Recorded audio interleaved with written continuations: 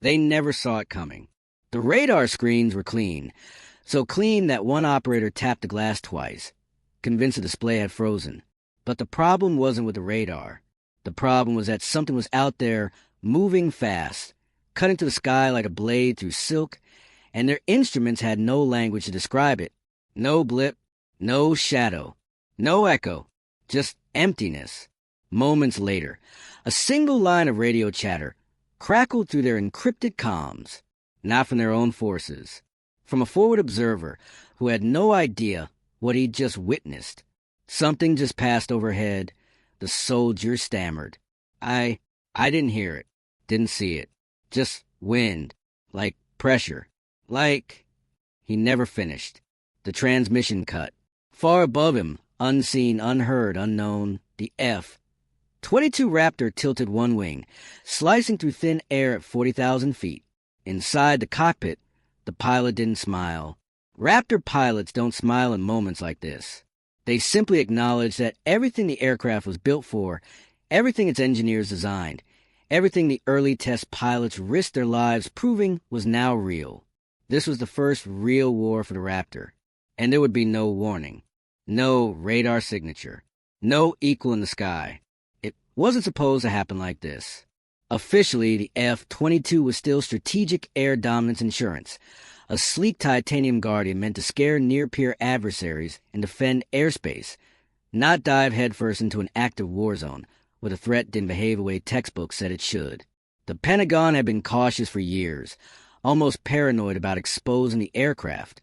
Too expensive, too advanced, too classified. But wars don't care about budgets or secrets.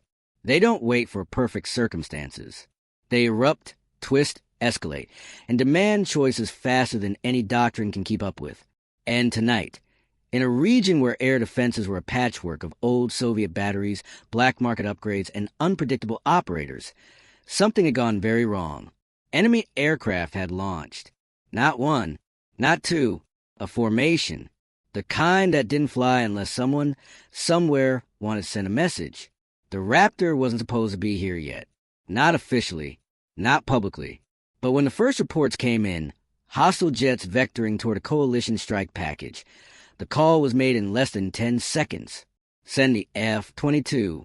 The jet took off under cover of darkness, engines whispering flame, sound swallowed instantly by the night. The pilot climbed above the weather, letting the Raptor's sensors paint the battlespace in ways no other aircraft could. He didn't need to turn on radar. The Raptor doesn't search for enemies the way legacy fighters do. It listens. It feels. It hunts by absorbing emissions, tracking electronic fingerprints, mapping heat signatures, and predicting movement the way a chess master anticipates checkmate. Downrange, the hostile formation kept coming. For aircraft, same altitude, same vector, same tight spacing, like they believed they were safe in numbers. They weren't.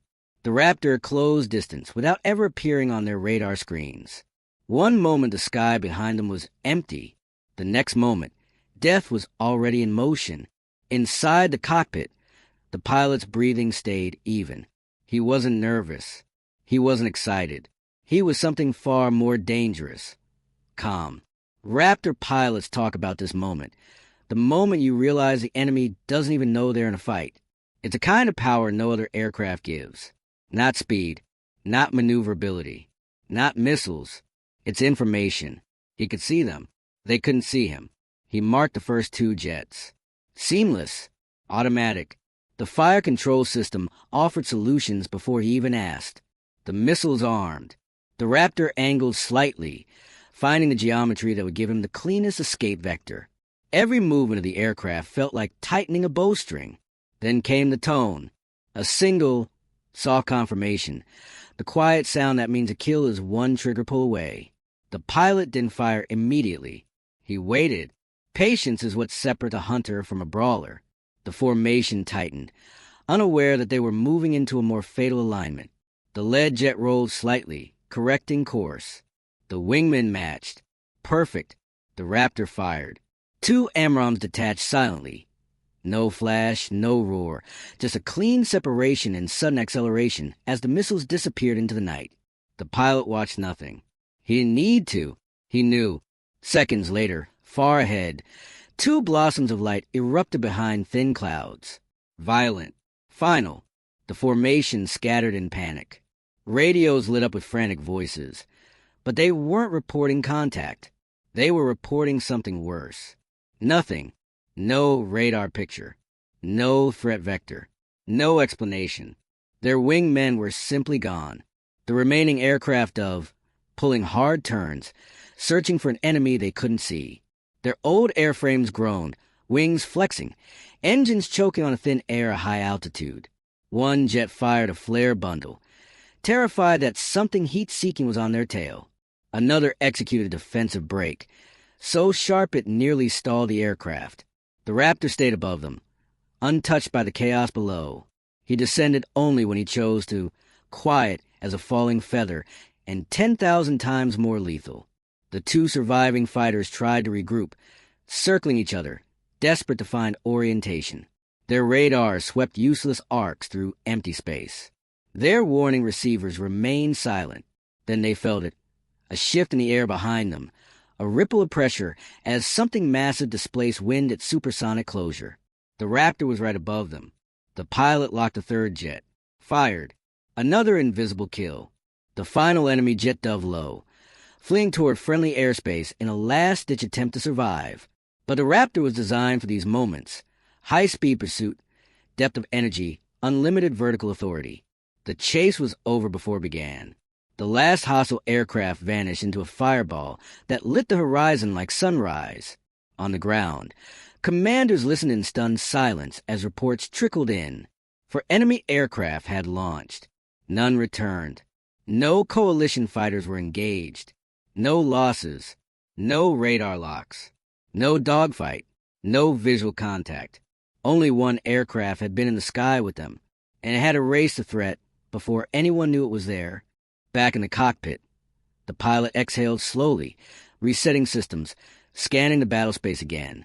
The Raptor's engines hummed at idle throttle. The jet seemed almost bored, as though this entire engagement hadn't even stressed its capabilities. The war was still raging far below. But up here, above the turbulence and noise, there was only silence. The kind of silence a predator enjoys after a perfect hunt. The pilot finally keyed his mic. Mission complete. Airspace secure.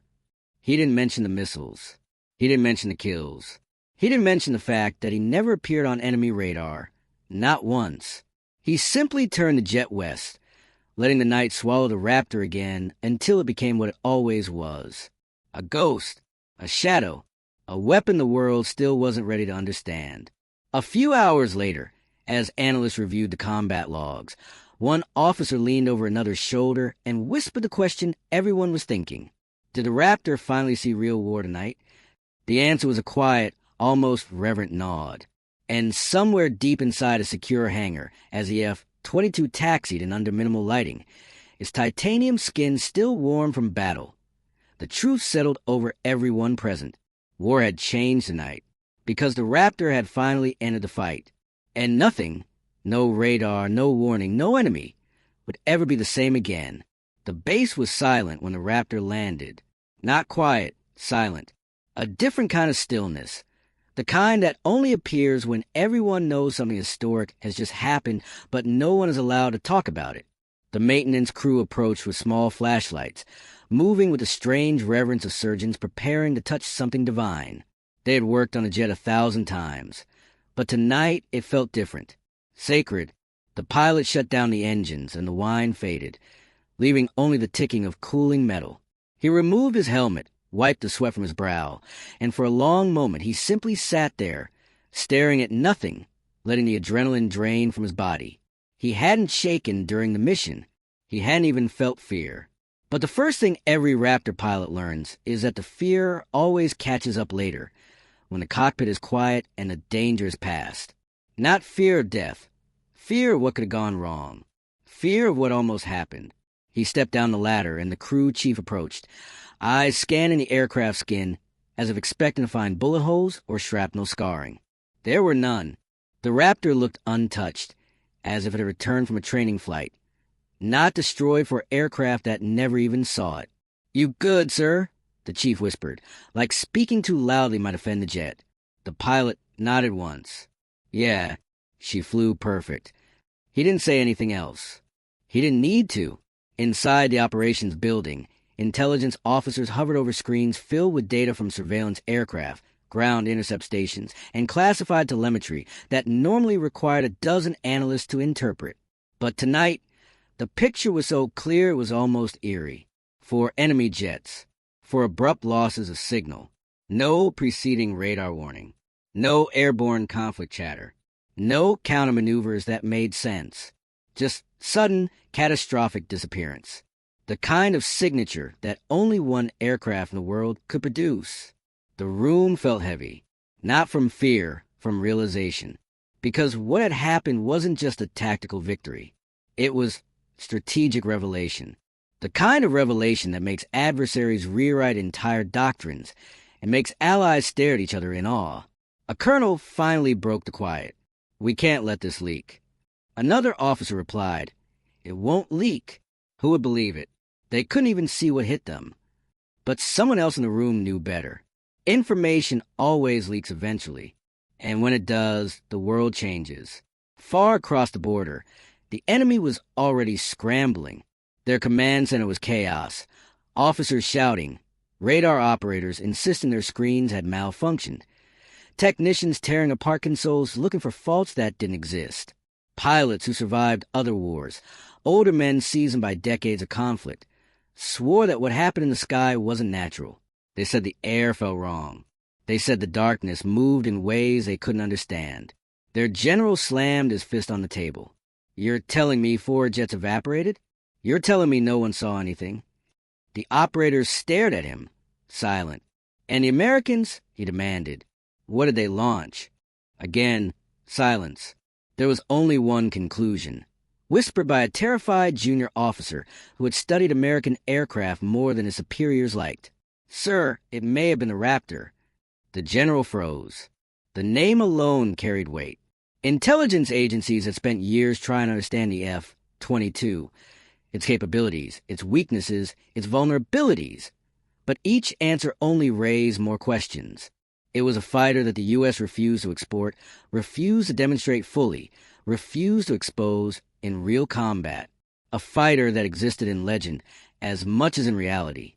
But tonight, legend was not enough. Something real had happened. Something impossible. The general turned away, knowing that whatever his Air Force thought it understood about modern warfare was now obsolete. Back at the coalition base, the pilot of the Raptor was already debriefing in a dim room lit only by a wall of screens. A psychologist sat in the corner, mandatory whenever a pilot fired live weapons. Not because they worry about guilt, but because engaging an enemy who never saw you creates a strange psychological space. Some pilots describe it as power. Some describe it as emptiness. The Raptor pilot described it as responsibility. They never reacted, he said quietly. Not once. They didn't know they were targeted. They didn't maneuver. They didn't defend. They just disappeared. One of the commanders leaned forward. Explain the moment before the first launch. The pilot took a breath. It felt like hunting something blindfolded. Except I was the only one who could see. They were flying straight, confident, tight formation. Professional. They didn't expect anything at that altitude. Not from that vector. Not from something they didn't know was there. Did you ever consider not firing? The commander asked. The pilot's jaw tightened. No, they were heading toward our strike package. If they'd reached them, we'd be talking about dead crews right now, not dead enemy jets. Another voice spoke up, deeper. How close did you ever get to visual range? Close enough, the pilot said. But I stayed above them. They never looked up. They never imagined death was coming from the direction where nothing existed on radar. The room stayed silent for a long moment. Eventually the commander said, Your jet performed beyond expectations. The pilot shook his head. No, it performed exactly as designed. You just finally let it off the leash. While the analysts argued classification levels and operational secrecy, the sky outside began to lighten. Dawn crept across the horizon, painting the tarmac in pale orange. And for the first time in years, the base felt hopeful, not because war was ending, but because a weapon designed for a world that didn't yet exist had finally been used in the world that did. But the enemy wasn't retreating. Far from it. Satellite feeds showed a buildup. Aircraft repositioning. Mobile launchers moving under camouflage netting. Early warning radars powering up across the region. Something was coming. Something bigger. The destruction of 4 jets in a single night wasn't just a tactical loss for them. It was humiliation. And humiliated commanders make dangerous decisions. A young analyst rushed into the operations room with a fresh printout. "They're vectoring a second wave," she said breathlessly. "Larger formation. Mixed aircraft. Escorts, strike elements, electronic warfare pods. And, sir, they're using decoy radars. They're trying to flush something out." The colonel read the report, then looked at the Raptor pilot through the glass window of the debrief room. "They want to find what killed their men," he muttered. "They want to drag it into a fight they can see. But they wouldn't, because the Raptor doesn't get dragged. It chooses the terms of war." And dawn was barely breaking when the order came. "Prep the F-22. Wheels up in 10. The pilot didn't hesitate. He grabbed his helmet, jogged toward the hangar. And even though every engineer, crew member, technician, and officer knew the danger that lay ahead, they felt something else too. Confidence. Because last night, the world saw the Raptor in real war for the first time. Today, the world was going to see what happened when the enemy tried to answer back. And no matter how many aircraft they threw into the sky, no matter how many radars they powered on or decoys they deployed, the truth was simple. They still wouldn't see him coming. Not now. Not ever.